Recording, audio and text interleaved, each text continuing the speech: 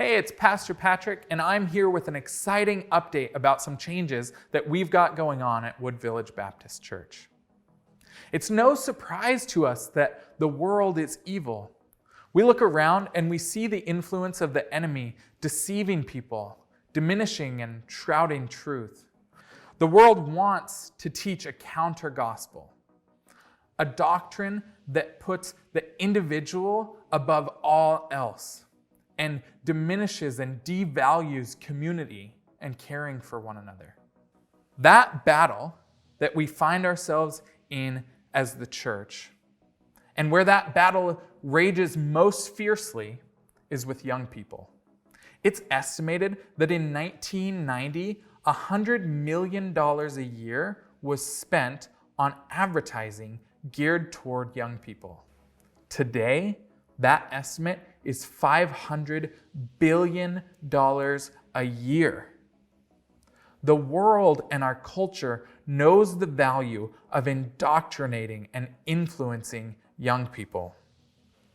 They're desperate to reach and influence our children as they grow up in our communities. But Wood Village Baptist Church has had a history of actively standing against the influence of culture. For over 20 years, we've had initiatives to reach out into our community and bring the gospel to young people in our town. We make these efforts because we know that we have more to offer than the empty promises of the world. We have the gospel of Jesus, and through the message of that gospel, we have joy, hope, peace, and freedom. We give an invitation to come and join a community that cares for one another and is willing to sacrificially serve each other. One place we facilitate this message is in our youth center. We're blessed to have a whole building dedicated to youth, something that many churches could only dream. Our building, though, is in need of some serious updates if we want to keep sharing the gospel from this space. The plan is to completely overhaul the youth center, inside and out. There's a lot of reasons to do this now, things like the roof and rotten siding. Hello, darkness, my old friend. But those aren't the things we want to focus on. Our youth center is where young people make the transition from childhood to adulthood. They become active members of our church body by growing up in our youth programs. This space is going to make that happen seamlessly. We're going to implement all the elements of the church into the youth ministry. We'll have students learning how to participate on a worship team, how to lead worship, and why we worship. At the other end of the room, we'll have the same type of soundboard that's in the main church building, where we'll have another group of students learning how to serve in the technical arts and fine-tuning their skills to serve in our larger church gatherings.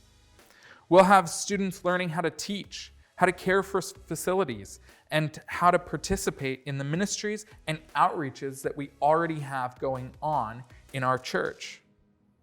My whole ministry philosophy is centered around getting students prepared and equipped to join the larger church and serve alongside God's people. We're also going to be expanding the youth center to create space for our growing young adult ministry. The second story of the youth center, which is currently used for storage and is kind of scary, is going to be remodeled to create room for that ministry. Our young adult ministry is getting started with a group of people that have grown up in this church. They were thrilled when they heard about the idea to create a space for them and a ministry that they're involved in on our church campus. The updates and changes that we're going to make to this building aren't small or short-term things. We're going to be bringing the building up to speed with a modern feel inside and out. The physical changes to the roof, siding, and windows will ensure that we'll be able to continue spreading the gospel from this space for decades to come. Our hope is that it will be a space that will be utilized for more than just the youth ministry, too. We want to make the whole building into an accessible space for many ministries in our church and people from our community, too. The size of the building is perfect for so many different kinds of activities, meetings, and events. We're confident that once these updates are made, we'll have no problem finding people that want to use the space. And we're excited for it. I've heard many people in our church praying about taking advantage of our time and looking for opportunities during these unprecedented days.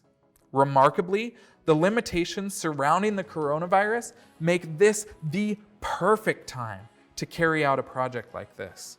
Our ministry is needing to operate at a lower breadth and capacity for a while longer. But that doesn't mean that we have to treat this time like a pause.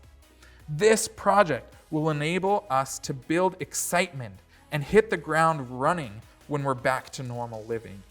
We'll be able to reach out into our community in new and exciting ways with a space that is beautiful and inviting. So, after all of this exhilarating news, you're sitting there and you're thinking to yourself, how can I get involved? Well, that's perfect, because with a project of this scope, we're going to need a lot of help from our church family. Obviously, it's going to come at a financial cost, and we're going to do fundraising.